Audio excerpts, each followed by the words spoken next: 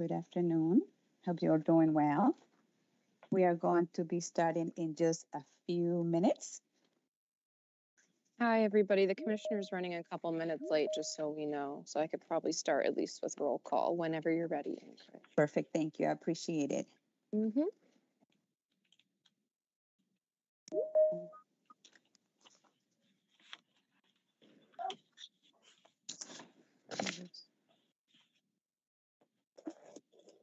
So we're going to start in about 30 seconds just to make sure we give enough time for everyone to join us.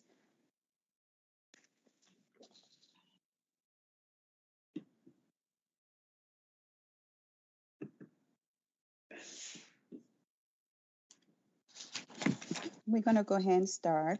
Good afternoon. As you heard from Maddie just a few seconds ago, our chair, Commissioner Russell Tucker, is running a little behind today.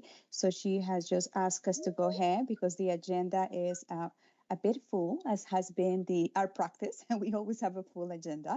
So we're going to go ahead and start and save those administrative tasks of the chair when she comes in and join us. So we are going to go ahead and start right now with the to do roll call for attendance. So Maddie will go ahead and do that for us. Maddie, when you're ready. Thank you, Ingrid. Hi, everybody. Thanks for joining us today. I'm going to start with Michelle Levy. Michelle Levy. Present. Oh, there. Thank you. Doug Casey. Good afternoon. Here. Thanks, Doug. Kate Diaz. Kate Diaz. Okay. Lauren Mancini-Everett. Present. Thank you. Ed Klonowski. Present. Thank you. Fran Rabinowitz. Fran. Okay. Lon Seidman. Oh, I'm here. Thank you. Dr. Karen DeBois Walton. Okay. Tim Larson. Present. Thank you. Roseanne O'Brien Vocek. Hi, everybody. I'm here. Thank you. Catherine Gabrielson. Kathy Gabrielson. Okay. Dr. Charles Dumais. Here. Good afternoon, everybody. Thank you. Amy Wiltsey.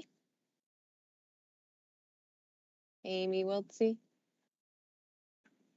Okay, and then Dr. Evelyn Robles Rivas told us she was not attending, so I don't think she is here. And did I miss anybody? Okay, all set. Thank you, everybody.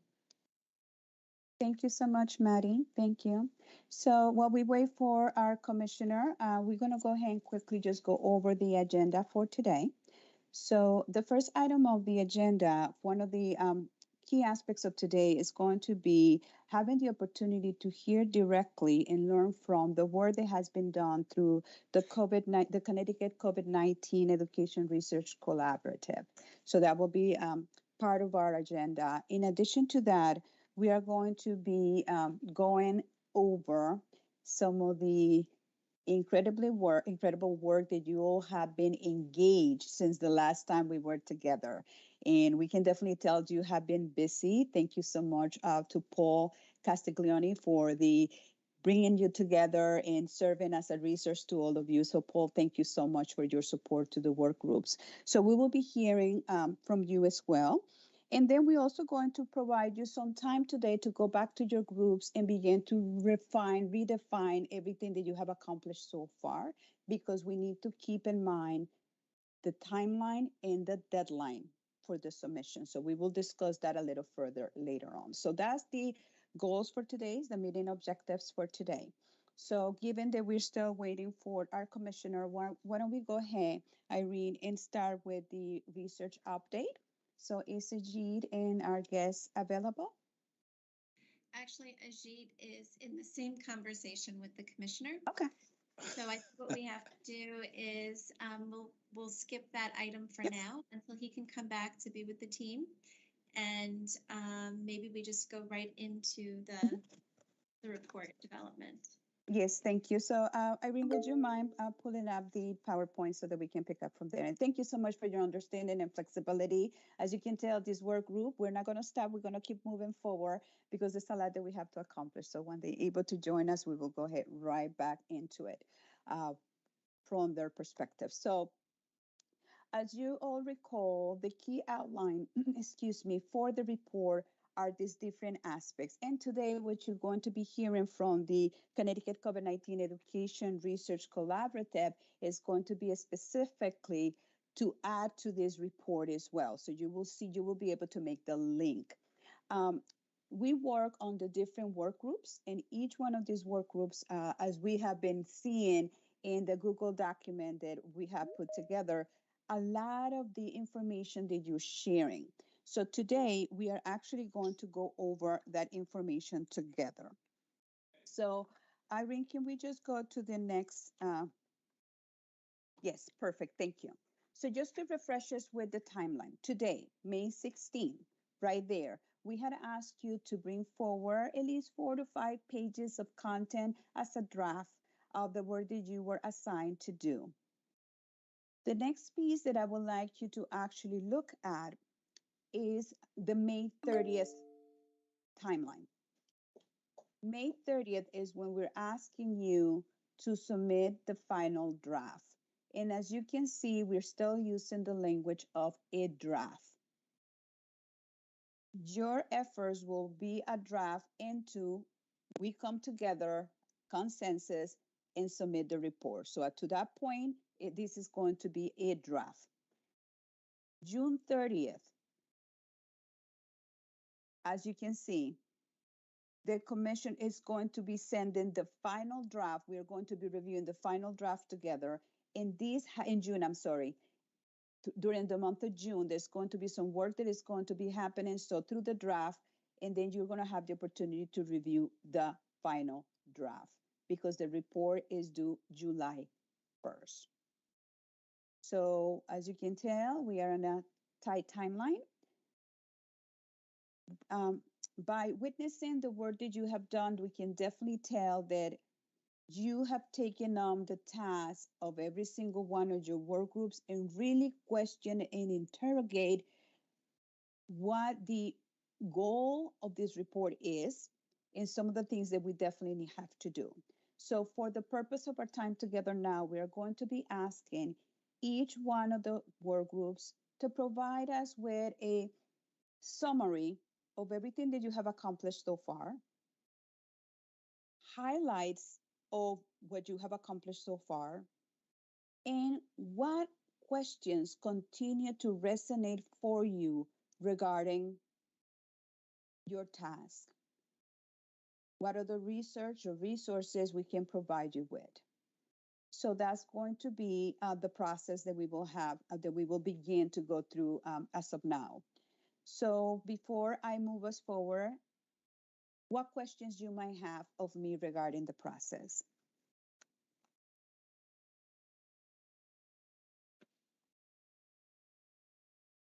No questions? Perfect. You know, as an educator, I always have to pause and make sure that we don't miss the opportunity for the last question that come up. So no questions, seeing none. What we're going to do, I'm going to actually ask for a volunteer to begin. Each one of you, the groups were assigned as a lead, but doesn't mean that the lead have to be the one that is presenting the information. If I could just ask you to just share with us who would like to volunteer to start the reporting. Which work group would like to volunteer? I'm happy to for research and design. Thank you so much, Doug. We have, we've got a working draft, and I think I would welcome any other team members to jump in and add details to share, but we've got a working draft that I can drop in the chat.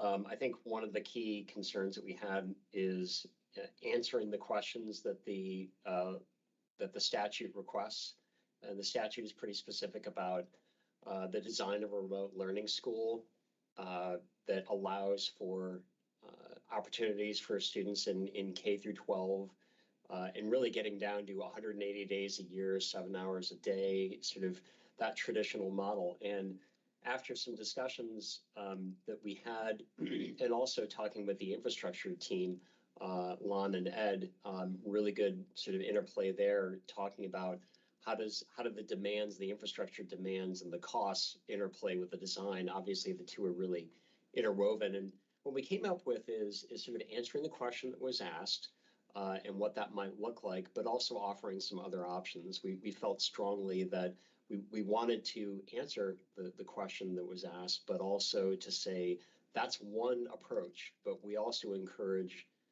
decision makers to entertain different approaches, and really leaning toward the upper grades, high school grades, and looking at part-time options, even an option to entertain looking at providing a volume purchasing agreement or a volume purchase agreement to enable districts to make decisions locally with a trusted provider like some of the ones that we've already looked at. And the intention was really, let's look at options that if there's a theme here that we've talked about, is that this needs to be student-centered, family-centered. We need to give options to families that meet students where they are, as opposed to a one-size-fits-all. So that as background, the three options that we've laid out really try to address common concerns with each model. What will the demands of educators look like? What will obviously the sunk costs and long-term costs look like?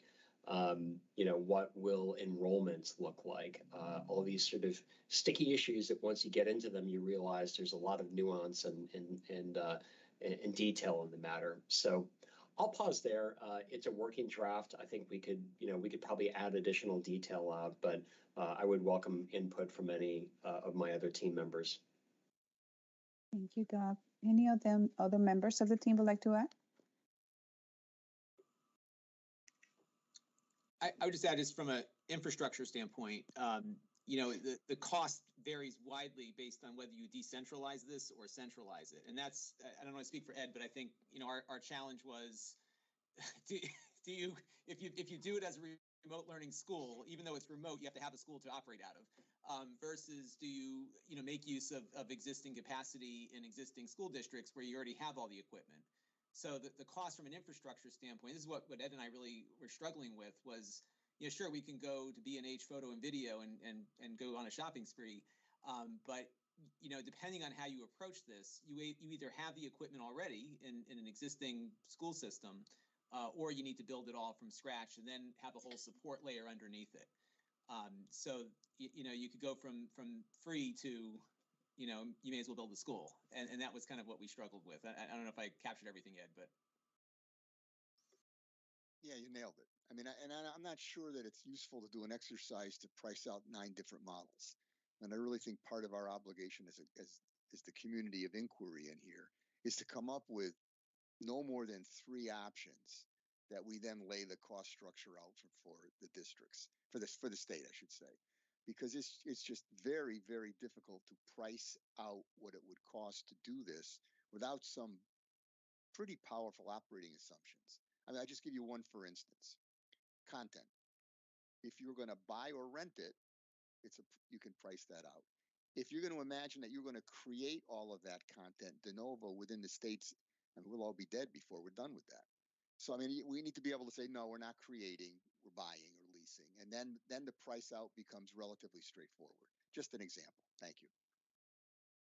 Thank you, Ed, Lon, and Doug, for that perspective. And it's very interesting as you presented the information, the overlap of the infrastructure with the research and design work. And they're all, as we will see moving forward, all this, they all overlap as part of a system that we are trying to put forward. So that's the key components of the report, how these systems are going to work together in order to And that's why we really jumped look on the into phone this together. Yeah, it was just perfect, and that's exactly the level of collaboration and inquiry that we need to put forward. Thank you to both of infrastructure and research and design. So we have focus groups and teaching and learning next. any of who would like to offer their perspective? I can share on focus groups. Thank you. Afternoon, everybody, and please feel free to jump in. That document also, I guess I can drop the link, is a work in progress that we would appreciate feedback around. Right, I think it's going in the chat. So hopefully you all can open that and take a look. So we approached this from the perspective of what we thought would be the most inclusive and most equitable way of hearing voices of the various stakeholders who should be able to weigh in on this. So we talk about the importance of being able to hear and make intentional efforts to hear from voices that will be impacted by the design that we come up with here, and voices that historically don't get centered or heard in this, and really wanting to sort of oversample in ways to make sure that we do that. And so we actually in this are recommending both a survey process in order to get wide buy-in that then could be mined a little bit more through a focus group process. So many more voices might be able to weigh in through a well-designed but simple survey available in multiple formats and multiple languages. And then from that, working with our list of partner entities that we're thinking about, we might be able to call smaller groups that could actually look at the models, look at the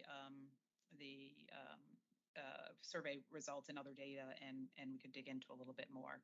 So we centered ours around sort of who should be involved in shaping the community engagement, and how will they benefit from this, ensuring that we're capturing the diversity of the voices in our state that need to be heard here, a continual assessment to make sure our participant pool really reflects the state, that we be clear about what we want to learn from those who are participating in our survey and focus group, some thought to who would conduct this community engagement, and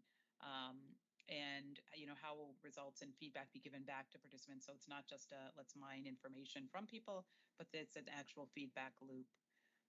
So we thought about the broad group of stakeholders and tried to begin to put some shape to that here of who we'd want to hear from, trying to ensure that we get the diversity across our student, educator, administrators, families, and community groups, that we use this survey tool that might be helpful, that we include historically and actually seek to oversample historically marginalized populations, including students of color, English language learners, students with special needs, students from low-income communities, that we try to be representative across urban, suburban, and rural, regional school districts and RESCs, and given that we were tasked with looking K-12, that we think about how we include voices from each of those age groups, including early childhood councils, parent-teacher organizations, youth-serving orgs, industry group leadership.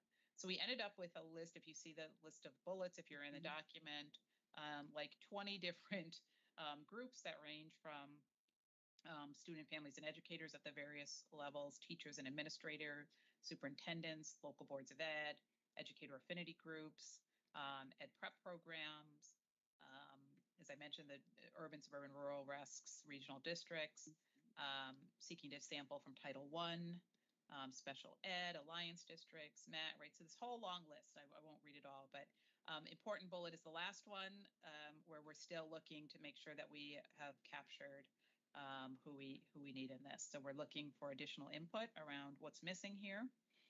And so that's sort of who. And then to answer this question, are we capturing the diversity? This section is really about ensuring that we're continuing to look at who's responding from the surveys, who's responding in our focus groups, and going back to places where we know we may have missed some voices. So that continual learning loop there. This section also you'll see ends what do we want to learn, what questions should be asked, also ends with a bullet that's the more like this is a place where we're looking for some additional questions, but we feel like this should get at some sense of interest, like what interest is there out there in the world to participate in this? our survey and our focus group should get to a sense of what are the opportunities that come up around being able to meet student need in remote. What are the concerns that come up for each of our audiences as we think about how to meet student need in remote settings?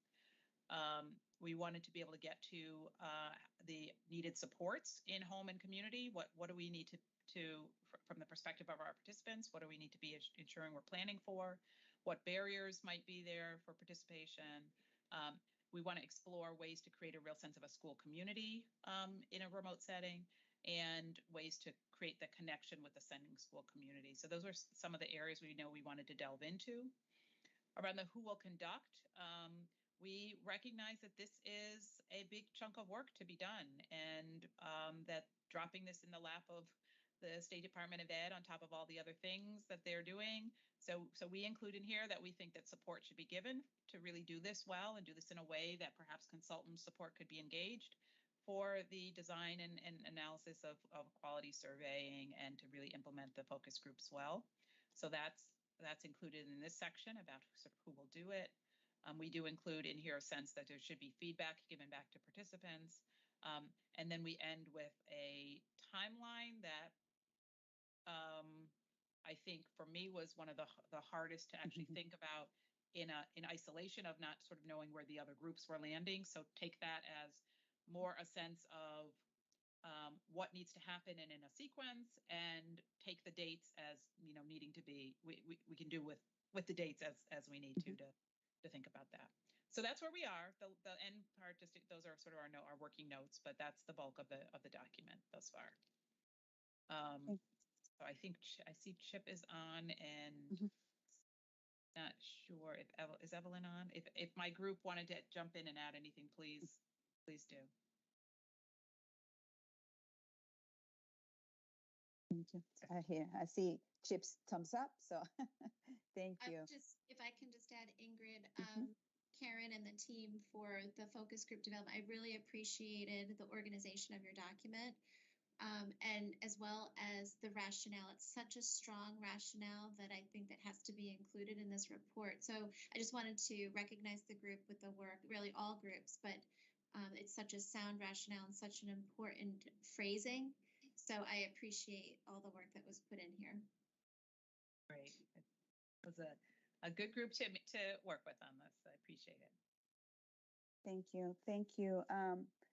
As you can see by the effort of all of our colleagues putting forward this information, and they are also seeking our perspective, your perspective to add to it. So as I'm looking at the list, even though we said 20, there's always those groups that say, oops, somebody else is going to think about, who do we miss? So let's make sure that as we are beginning to compile the rest of your information, also take a look at what your colleagues have done and how you can actually provide with some feedback and make the alignments as it was done by the infrastructure and research and design. Where are the alignments and how do things are going to overlap?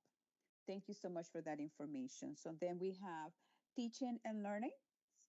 And I know we have a few of the members missing, so.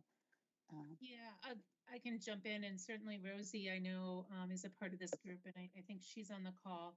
I don't think Kate, who was kind of organized us, is here, but I'm happy to kind of paraphrase. I think this is a place where that alignment is so important, and it was really great to hear from the other groups, and I think reading through their documents will really help us take what we've done to date to the next level. I think we had a lot of questions, and some of what the other groups touched upon will help us. Some of it was around what is the demand out there, because with the various scenarios of who we think might access this type of opportunity, their needs might vary greatly, and that might impact the structure of that teaching and learning, the plan, and how it is put together. I think the scenarios that the feasibility group was talking about will also help us, because part of what we focused on were the need for relationship-based learning. So how does the model of the school promote children, students forming relationships with adults and with other students?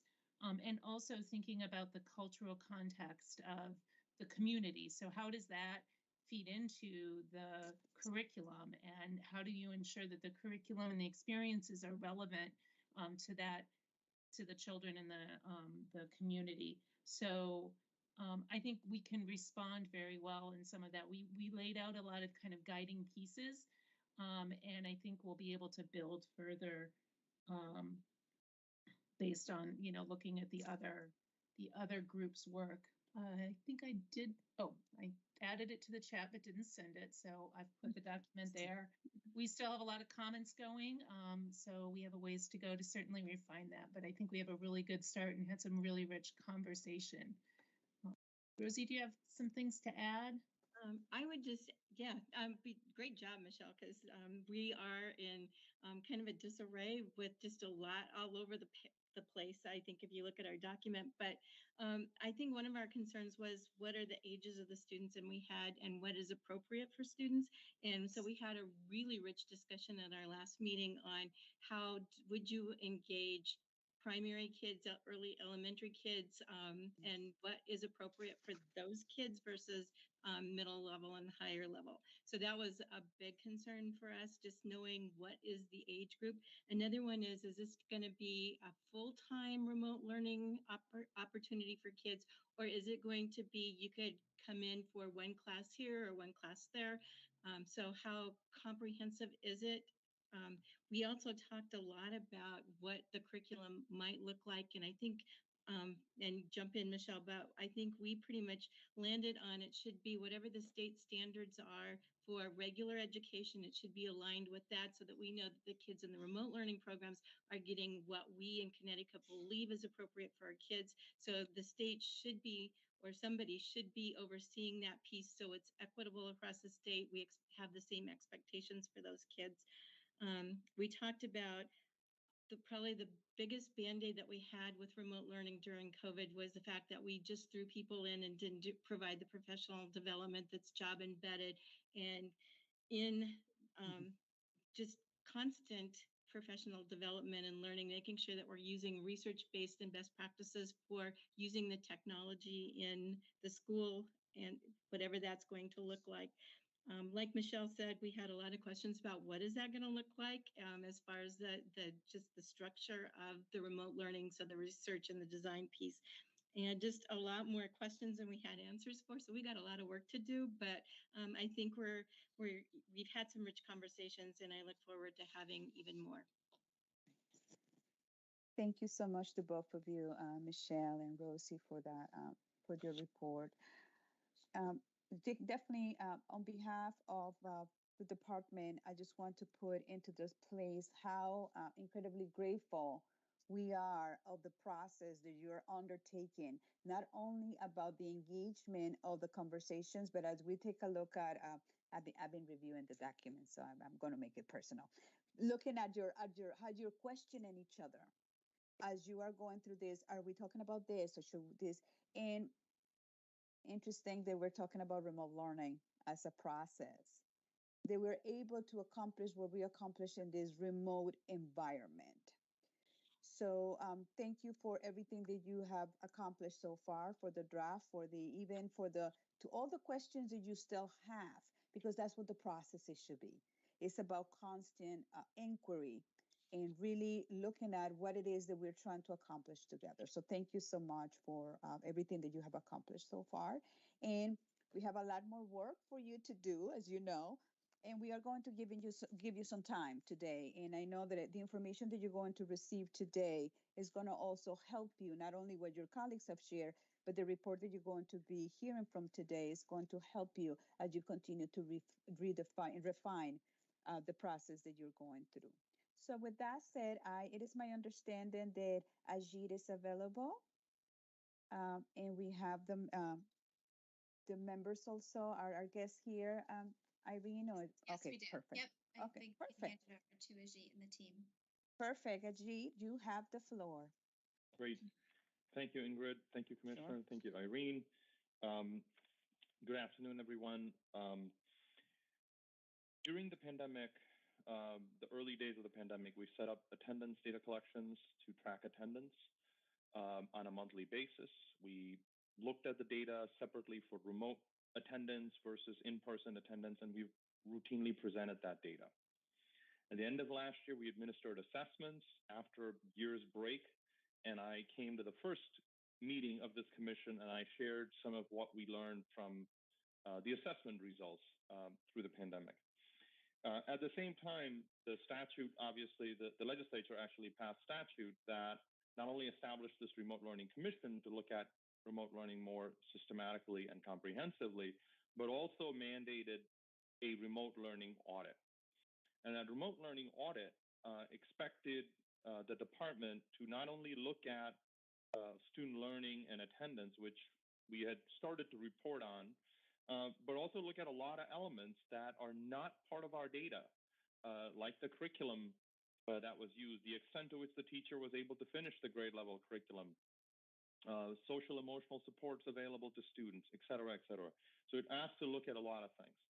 So, in parallel, we had set up this research collaborative called the Connecticut COVID-19 Education Research Collaborative, or CCERC, which brought together public and private institutions across the state to support our research and evaluation efforts. So I'm pleased to actually share today some preliminary findings from the remote learning audit that's being conducted by a group of researchers, and I'll introduce them momentarily. I want to start by acknowledging Dr. Morgan Donaldson from the University of Connecticut, who is my partner at the University of Connecticut. UConn is the fiduciary for this research collaborative. UConn is not the only entity conducting research. In fact, UConn, we have a whole process, not for today, another day, but we have a whole process for how we bring faculty from different institutions together to conduct research. So thank you, Morgan, for the partnership. In terms of this remote learning audit, it's being led by Dr. Michael Strambler from Yale, who's on the call, and his colleague, Dr. Joy Kaufman at Yale, but also in partnership with the University of Connecticut. We have Dr. Stephen Ross, who's on the call here, and Dr. Mike Young, who's also on the call. So they're the four faculty who are the core investigators in this remote learning audit. And I'm going to turn it over to Mike in a second. I also want to acknowledge three of my staff members, two of whom are on this call. Dr. Dave Alexandro is on the call, and Dr. Brianna Hennessy is on the call as well. And Dr. Pei Xuan Chu, who's not on the call, is also a member from our staff who's supporting this work. So with that, I want to turn it over to Dr. Strambler to talk about, sort of set the high-level stage for this project, sort of say how it's, it's more than what data we feared, but also sort of frame it and set up Dr. Ross for some of the preliminary findings. So, Dr. Strambler. Hello, everyone. Can you see the screen that I'm sharing, the PowerPoint slides? Yes, we do. Thank you. Okay. All right. Great. Thank you, Ajit. I am going to keep my introduction very brief because the purpose of this meeting is primarily for Steve to share with you some of the findings, preliminary findings from some of our research. So I'm going to run through some slides. There's going to be more information on the slides that I'm going to be reviewing. Here's a little overview of our team. Ajit gave a great introduction. Thanks for that, as you can see. And as Ajit mentioned, we have 2 leads from Yale and 2 from UConn. And you can think of our project as consisting of 4 different components. The first component consists of quantitative data analysis of the administrative data from SDE. Steve will be reporting on some of that today.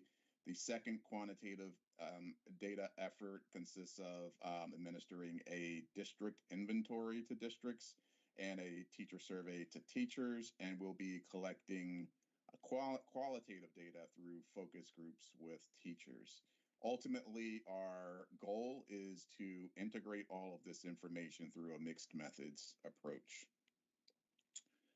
Here's our timeline for the project. We got IRB approval in late December, and we will be providing a final report at the end of the calendar year. In terms of data collection, we have launched the district inventory on April 4th, and our goal was to launch the teacher survey tomorrow, although we're waiting for IRB approval for that. And we will be doing focus groups around June and providing a preliminary report around November. A little more information on the next few slides about the different components of the project.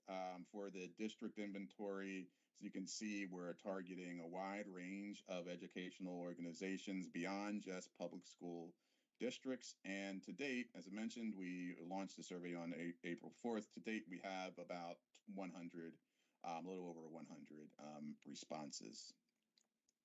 For the teacher survey, we'll be targeting all teachers providing direct instruction in classrooms, including general ed and all other types of teachers listed on this slide, and within the same types of organizations that we're targeting for the district inventory. And the questions focus on instructional practices and challenges that teachers experienced during the last 2 school years during the pandemic. And for the focus groups, we'll be collecting in-depth data from teachers. Be conducting about 10 to 12 focus groups with about 8 to 10 teachers per group. We're targeting a wide range of types of teachers, and these questions will again focus on their instruction and challenges, but we'll have deeper and richer data for that. So again, there's more information on some of these slides than I've covered. I'm going to shift over to hand it over to Steve to cover some of the very preliminary findings we have from that first component of our project, the analysis of the administrative data. And before Steve starts, Michael, is there any way to disable presenter view? I think you might have that in your slides, which is why I think we're seeing the slides side by side. Oh, okay. I think if you go to the 3 dots and maybe just select hide presenter view, I think the slides will be bigger. Okay, I didn't realize you were seeing. I think in the triple dots, well, that works too. Okay. I think that's all right. You could just leave it at that too. Yeah, I'll just leave than... that. I'll slide that over. So, and I'll just navigate it from here. Okay, Steve, it's all you.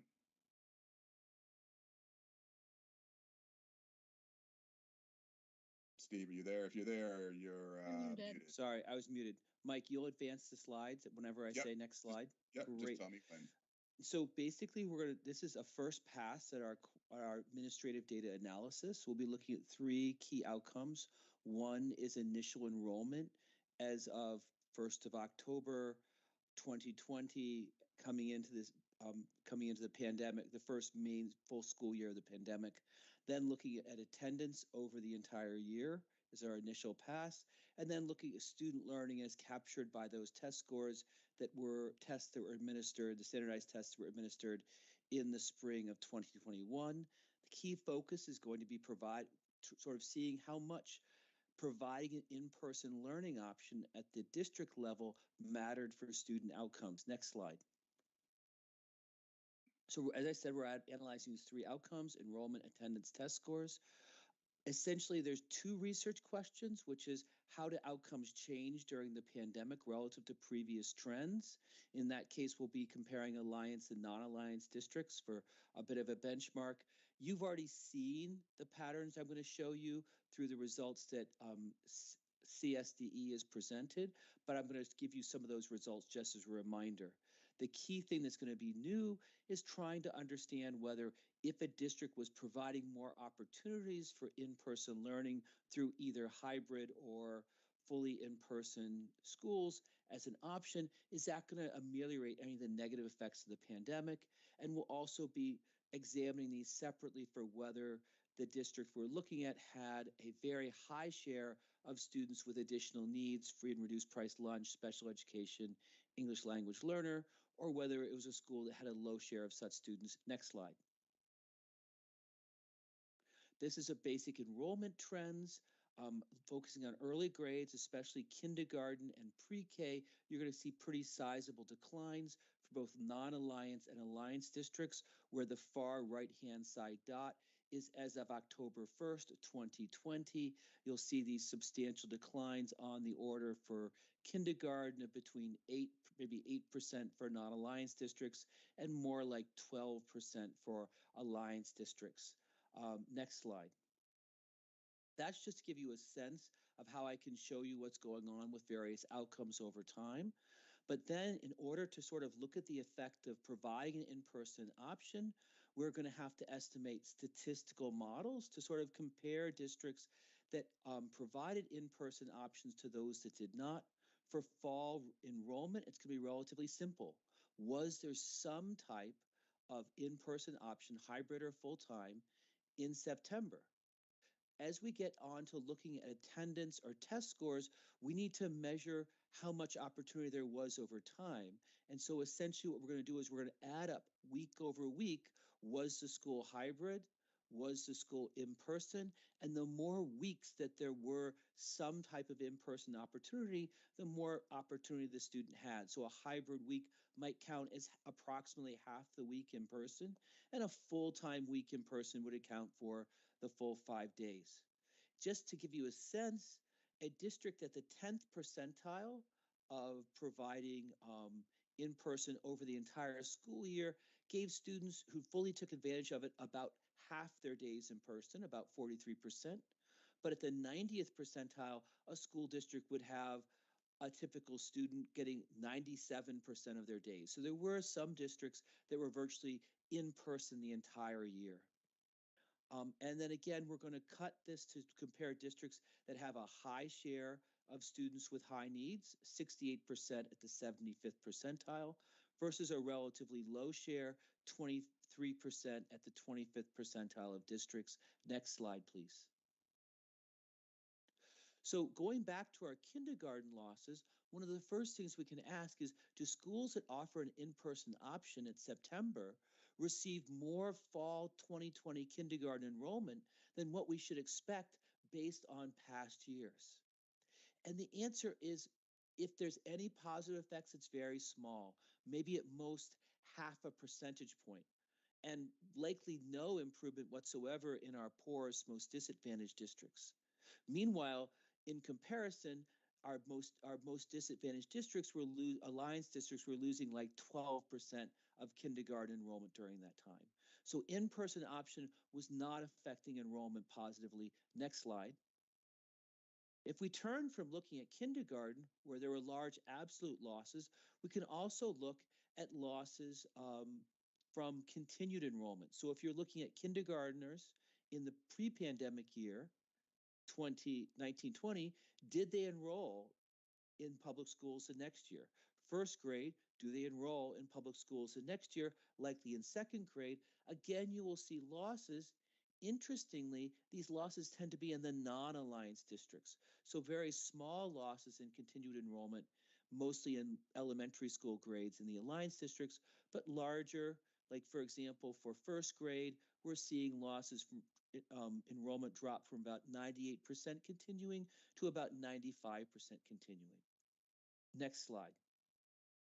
But when we go to look at whether in-person matters, we're going to see it doesn't matter much at all.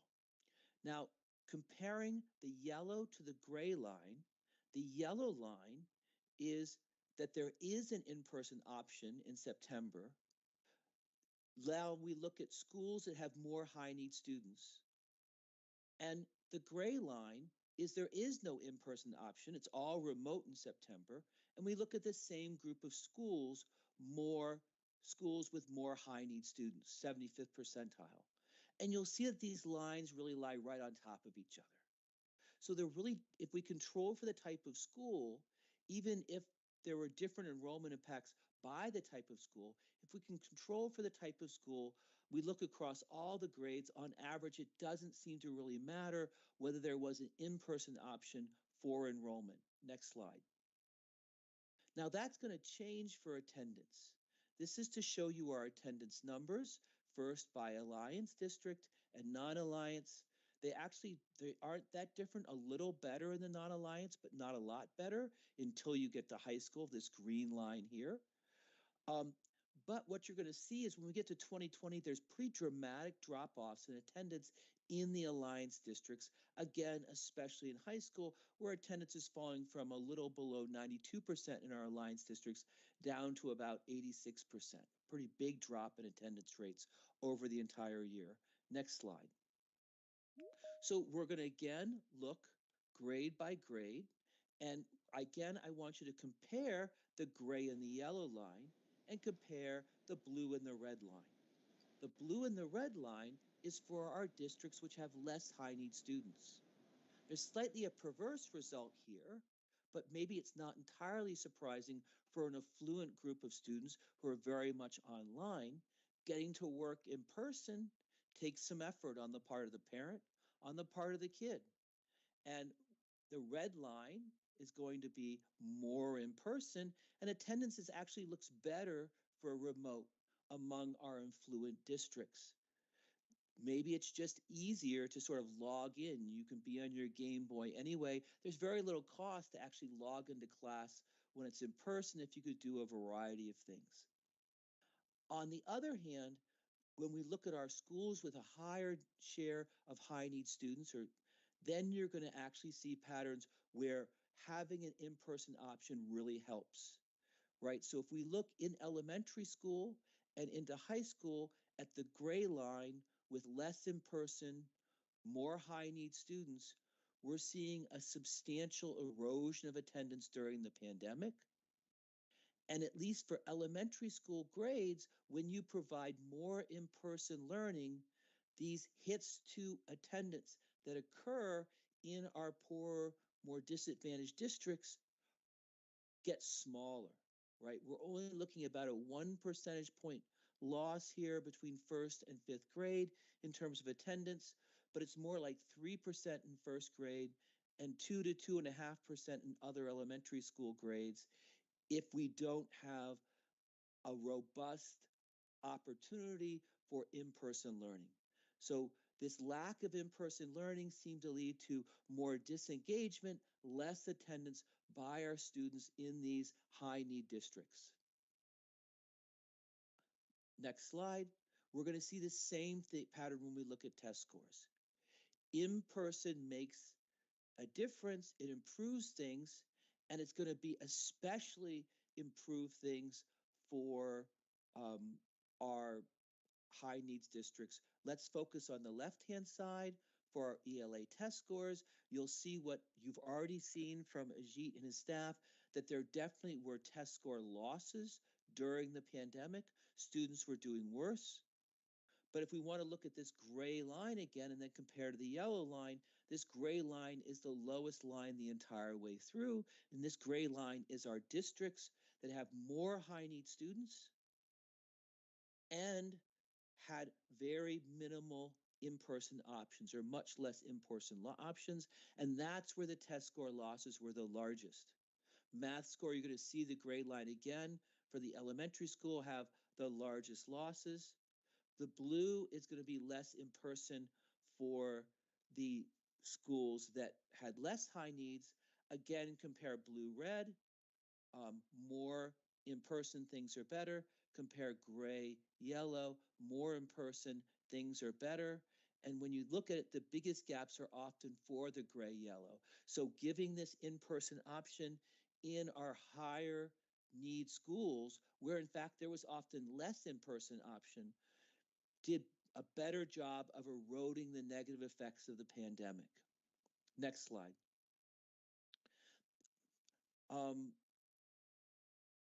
Let's see. That's sort of. Next slide.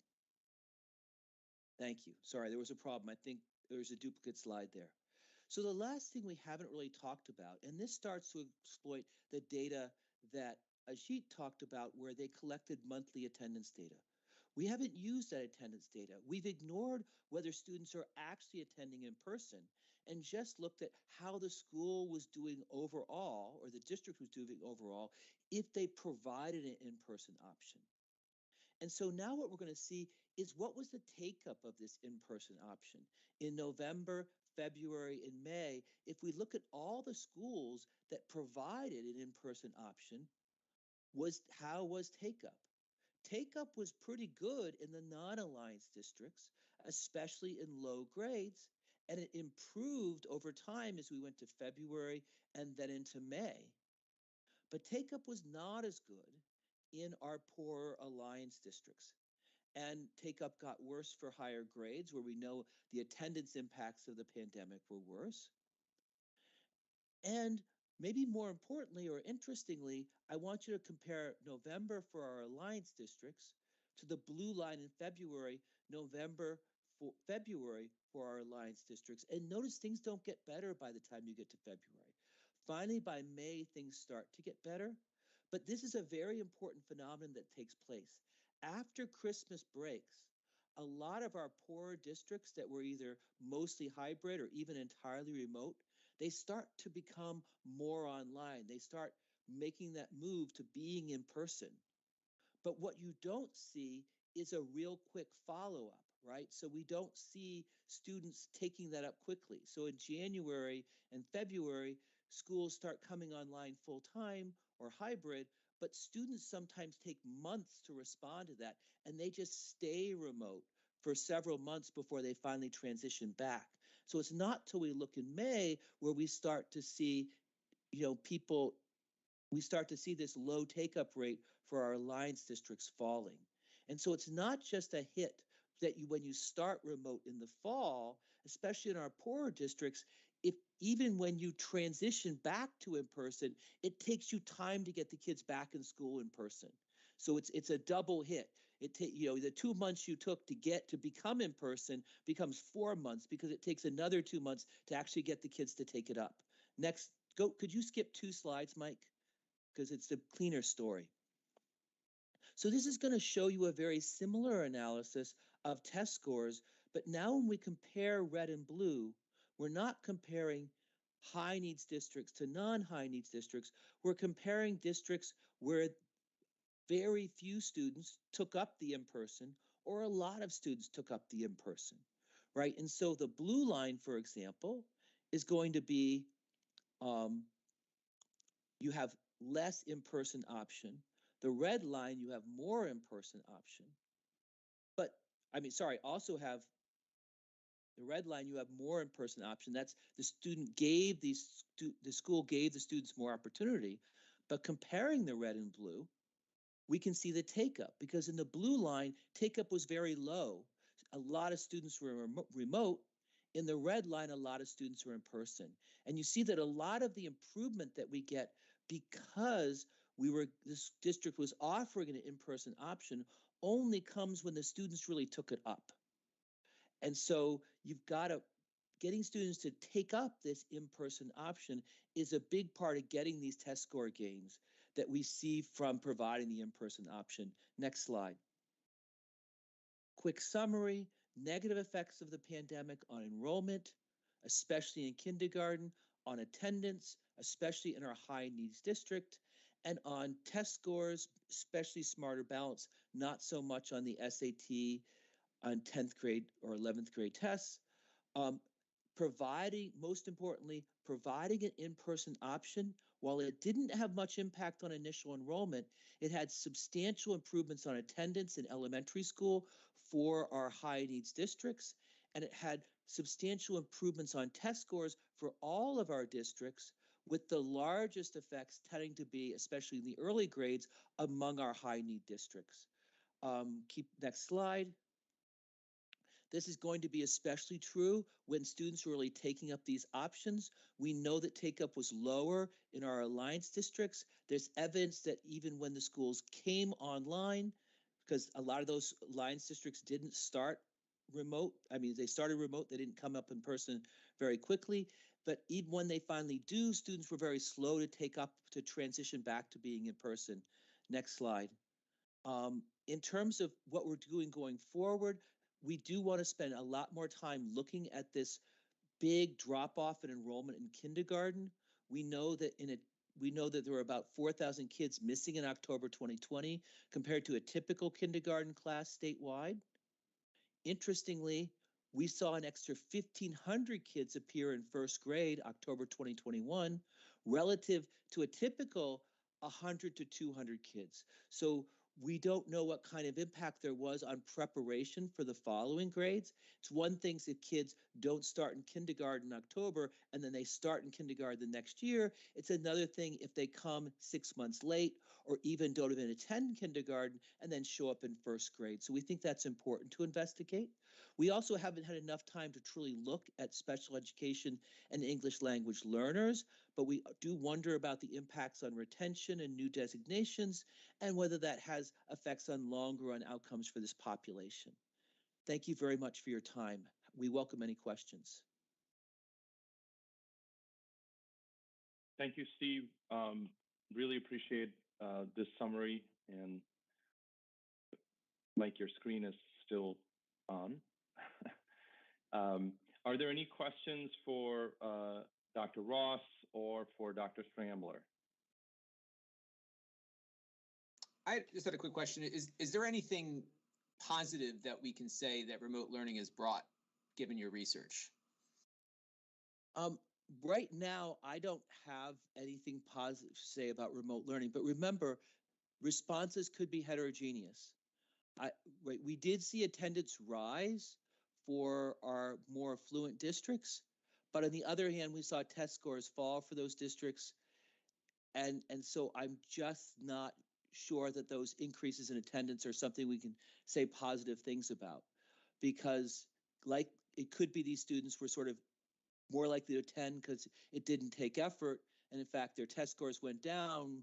Maybe that's because it didn't take effort to attend. So right now, at least given the test score evidence across the population, we're not seeing any benefits, although that doesn't mean some students weren't helped in some way. We also have to work on selection. So for example, a very naive view would have said that in-person mattered for enrollment, but once you split between high needs and low needs, then there is no difference.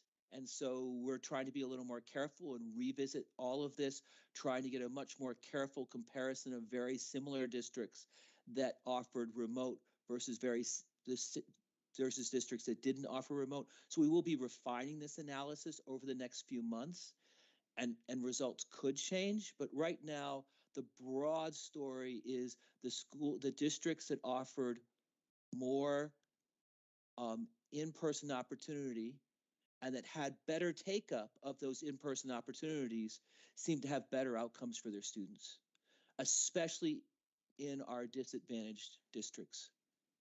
Just to add to that very briefly, I agree with Steve's overall statement about that and what he said about heterogeneous effects, which is to say that there might be some ways in which some districts did remote learning that have positive effects or less negative effects. And one of the reasons why we are collecting information from districts and from teachers, and so we can look at some of that heterogeneity. So we should have more information on that. We don't know which way that's going to go clearly, but it's possible that some of these effects may vary by type of district and the way in which remote instruction was implemented. Kathy Gabrielson, then Doug, then Rosie. And I know our time on the agenda is short, so I'll just keep it to those three. Ingrid, if that's okay. And then I know you can move on to other items. Thank you. Thank you, Ajit.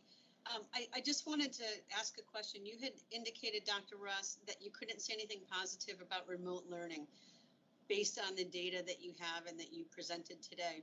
Would it be fair to say that you can't say anything positive about remote learning in the way that it was provided to students during an emergency situation where there was great disconnect between districts who did not have any type of uniformity between in how they delivered remote services?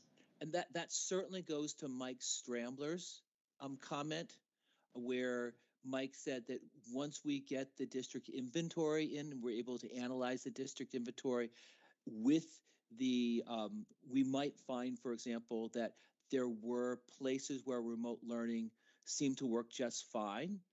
I will say I have been working in education many years, and there was some pre-pandemic work on remote learning in the community college system in California. And I think it's an important lesson for our districts that have a more disadvantaged or high needs population, because those efforts were relatively disastrous, to put it bluntly. That the assessments of the transition to online learning within California community college system, right? Once it's up, you really can't evaluate it. But when it sort of gets rolled out over time, you can sort of evaluate the impact. And the students that were getting essentially treated by the opportunity to do online within the community college system in California did much worse than the students that were not treated by this opportunity to do online in that early experiment. And I think that goes to some extent to the type of population that the community college system is working with, a more disadvantaged population, a population that has less resources to draw on to manage the school year. And my wife she taught at Capital for many years, and right now she teaches at Manchester Community College. And she does a lot of pre-nursing students in sciences. And it is really, she'll have promising students that will just vanish. And it's because something went wrong in their life. And the ability of life to prevent participation in school in the community college system anecdotally was much worse when learning was online. And so the likelihood that students got hit with a bad event when they disappeared, the likelihood that students did not be able to find the time to study or find the time to watch lectures, they'll come to class, but if they actually have to watch a lecture, it just doesn't happen. It doesn't happen. Now that's a community college environment, and it's just an anecdote from what my wife has seen at 2 different community colleges during the pandemic. But there is good evidence from California that showed that online did not work very well with that community college population. And that to some extent, that is a population we should be thinking about when we're thinking about how online learning might be affecting our districts, our alliance districts, for example. Another quick point on that is I think it's also important to think about what we can generalize to and what we can't generalize from this study. As you all know, this is not a study of remote learning per se. It's a study of remote learning during a public health crisis where no one was prepared to implement remote learning. Yes. So we have to keep that context in mind. Even if these effects hold of their being negative effects with regard to remote learning, that's with regard to being in a public health crisis context. Thank you. I just want to keep us, thank you, Kathy. Just want to keep us moving. Doug? You'll be happy to know that all I really have is a big +1 for everything that was just said. I wanted to underscore Kathy's point. And it's important, this commission's messaging and the department, anybody who's talking about this, that it's framed as what can we learn from this experience, as opposed to what you've already said, does remote learning as a general practice work or not work? It's that's going to be really, really important in terms of messaging. So thank you all for the really thoughtful work. And I'm actually really interested to look at some of the qualitative feedback that comes back that will probably provide a lot more heart and soul behind the data that we've seen. Well, thank you, Doug. And I know the district inventories are out there and solid responses so far. We really need all districts to weigh in. I know it's a lengthy survey, but an important one where we need every voice heard. And lastly, Rosie, your question. Yeah, I think you may have already answered my question, but I just wanted to verify, and I agree totally with what Doug just said, but I'm wondering if you're going to be able to pull out whether the districts that didn't do well, was it because of lack of access and having hotspots and Wi-Fi? Was it because there was a number of schools that were just handing out packets for weeks at a time to their kids? So can you count that with the remote learning? And then the lack of knowledge of how to use the technology. There are a lot of parents who could not help their kids get on. And is there a way to look at that? And then my other question is, can you look at students who did thrive during the pandemic piece and try to figure out, since I'm on the teaching and learning curriculum subcommittee, try to figure out what was it that helped those kids to learn and thrive that the other kids didn't have? I think so. A lot of what your questions you've asked really go to Mike Stramler's discussion about the survey. Almost every issue you raised is something that the district inventory is trying to get at. And however, in some cases, the teacher survey, because the teachers were engaged more directly with the students, will pick up more of the individual student challenges at a ground level. But between the teacher survey and district inventory, we will see a lot of that. On your last question, Mike Young, who is in the audience, also has raised the issue. Are there certain students who would really benefit from an online environment? I think what we can do is we can look at variance, right? We can look, are there students that really seem to do quite well? And are there systematic attributes of students? It's tough to know because I could imagine, for example, a student that's experiencing a lot of bullying could have a substantial benefit to being online, but that's not the type of thing we're going to get in the administrative data, right? And so it's hard to, it may be hard to identify the aspects of that of students that could identify students who might do better, and then so I don't know what we might be. Will there be a cluster of students who survived the pandemic very well? And can we say anything about that? Maybe. Hard to know. We'll have to, I think to Mike's point, we'll have to look at the qualitative data and try to triangulate that to get a better understanding. But again, I know there are lots of other items and work streams that you have. So I just want to thank Mike Stramler, Steve Russ, Mike Young, and Joy Kaufman for leading this work, and for Mark Morgan, my partner in crime at CCERC, for keeping that going. And Ingrid, I think I'll turn it back to you at this point. I'm sure we'll come back to the committee at some future time when we have more to say. Thank you so much, Ajit, and thank you so much to all of you for that great information, and to the members of our group for the great questions and the highlights that you have presented today. So as you can tell, there is so much information, and to the point that it was made regarding this study and what the role of the commission is regarding. And I remember one of the members of the commission making this comment earlier through our conversations. We cannot use what happened, the actions taken during the pandemic, to support our students as the vision to what this remote learning possibility might be. So I think that we want to make sure that we keep that, we understand lessons learned, and some of the things that we can actually take with us as we continue to provide, explore this as a possible opportunity for the state. So thank you so much. Ajit, thank you so much for the facilitation as well. Thank you. So I'm being very conscious. Thank you. I'm being very conscious of our time. And we want to give you some time to go back to your groups, take a look at, summarize some of what you learned today, and also regroup yourselves regarding your next steps. So what we're going to do, we are going to send you back to your groups for about 15 minutes. And we want to come back just to close the meeting. I wanted to do a first double check to see if our commissioner was able to join us before we break into the group. So is the commissioner with us? Commissioner? Yes, oh, perfect. Okay, thank you. Thank you very much. So keep moving. I don't want to interrupt the flow, and I was here for a good part of the conversation and discussion. So thank you very much. This is very helpful. Fantastic, Commissioner. So this is what we will do. Maddie, are you or Leslie doing the groups? Leslie? Okay, so yes. Thank you so much. So why don't we send you, we're going to send you to your groups for 15 minutes. Organize yourselves, summarize what you heard, and then we will come back just to close the meeting and share with you the next steps. Okay, so we will, while we wait for this virtuous place to send you through the highways, the virtual highways, so for your groups.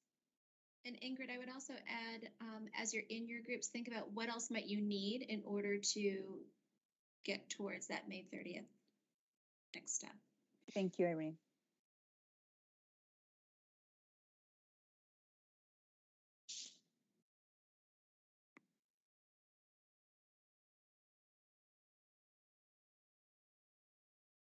Thank you so much, Leslie. That was quick. I think everyone is in their groups. Yeah, that was really quick. Thank you. Ingrid, did you want me to give a 5-minute warning? Yes, please. Okay. That would be perfect. Thank you, Leslie. That was really fast. Those fingers are getting more nimble, Leslie and Maddie. That's great. Yes. So we will have them back at 2:25. Perfect. So did you, again, my apologies here.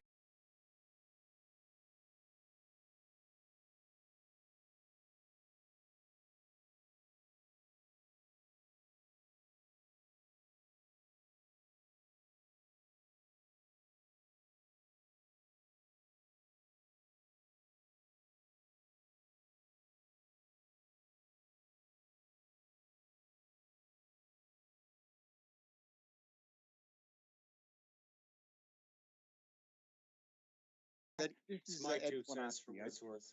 I have to go in a couple of minutes, but I'd like to ask for a favor from y'all. So Lon and I were together in this infrastructure group, and it's just the two of us, and we'd like to join Doug's group. I mean, we did some work already with that group. We just think it makes more sense for us to transition over there. And there's nothing the two of us can do alone that's going to be particularly useful either. So if that's possible, we'd like you to empower that for us. So thank you. Doug's welcome us aboard. He's probably got an assignment for both of us already. All right, folks, I have to say goodbye. I'm on to the next meeting. I can't decide these things, but you got my vote, Ed. Thank you. Bye, everyone. I would say it does make sense just given, because we know that there's a narrative for research and design. There's a spreadsheet that has some assumptions, and then infrastructure seemed kind of stuck. So how do we turn those assumptions, those numbers, into the story that we need to tell? So if it makes sense for the two groups to come together, then that would be helpful, I think, for both sides. Thank you for that clarification, Irene. Rosie?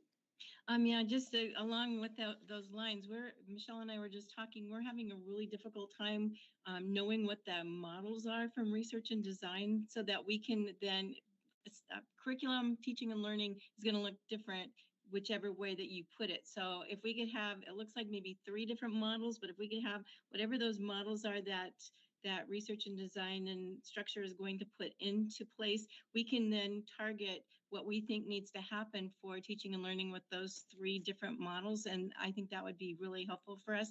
And also, if you could send something or somehow let us know the other, like I missed the structure and research and design link, but if you could just send out something with the links for each of the different reports, then we can go back and forth and look at what people are saying while we're working. That would be really helpful. Thank you so much, Rosie. I'll ask Paul to maybe link the spreadsheet to each of the documents so that everyone has it. Mm-hmm. Perfect. Thank you. Thank you. So we only have a few minutes left, so we are going to ask our commissioner if we can just go ahead and do the administrative task that we missed at the meeting, that is the approval of the minutes from your commissioner, and then we can go ahead and move to the next steps quickly. Commissioner? Okay, perfect. Thank you. And thank you all. I came in quietly and was listening. Lots of great conversations and discussions, but I won't prolong our time together anymore. Any objections to accepting the minutes as final that was shared with you? Any objections? Any corrections? Any objections? And I'm looking and I see some no objections. All right. Minutes are accepted as final. And I'll turn it back to you, Ingrid. Thank you so much. Thank you so much, Commissioner. Thank you, Irene. So just to remind everyone, we made it through May 16th. Yeah, thank you. Thank you. Now we're aiming for May 30th. We're moving along.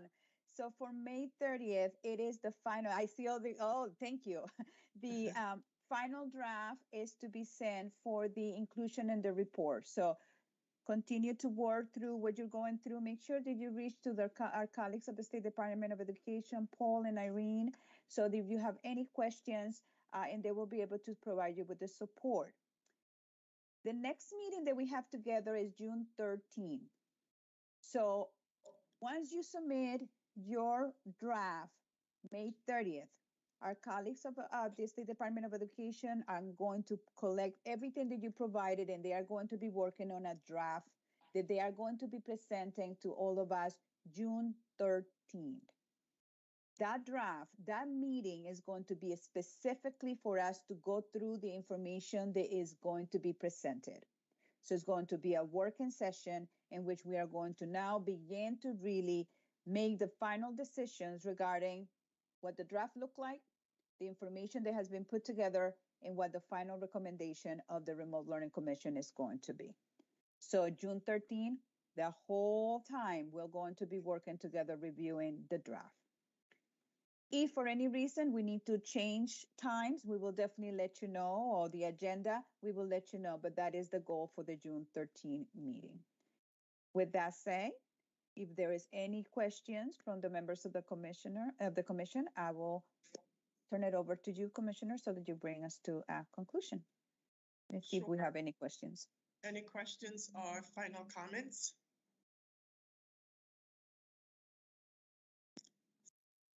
Oh, Kathy? I'm just curious, is there an approved budget for this remote school that the State Board of Ed is going to be overseeing if it goes into effect? Short answer, there's no approved budget at this point in time. I think there's a financial feasibility that's coming. Is it a part of this report or a next report? But there's a financial feasibility piece. I'm looking at Irene, who's unmuted, who's going to correct me. But I know at some point we'll be looking at the fiscal aspect of this. Yeah, you're absolutely correct. And this is the spreadsheet that Paul will link into each of the documents. They're assumptions right now, just using some formula and some estimated cost already, but this is part of this first report. I'm asking because I would very much hate to see somebody check off that box that there is no fiscal impact to the state of Connecticut, because that means that it's coming out of my budget in district and I don't have it. So I just want to be really, I don't want that to be lost sight of. Mm-hmm. Absolutely. Kathy, thank you for that. Sure. All right, nothing else, then I will adjourn our meeting until next time. As always, thank you very much. There's a lot of work happening here, a lot of great work happening, and we so value and appreciate every member of our Remote Learning Commission that continues to move this forward with all of us. So thank you very much. Be safe, be well, until next time.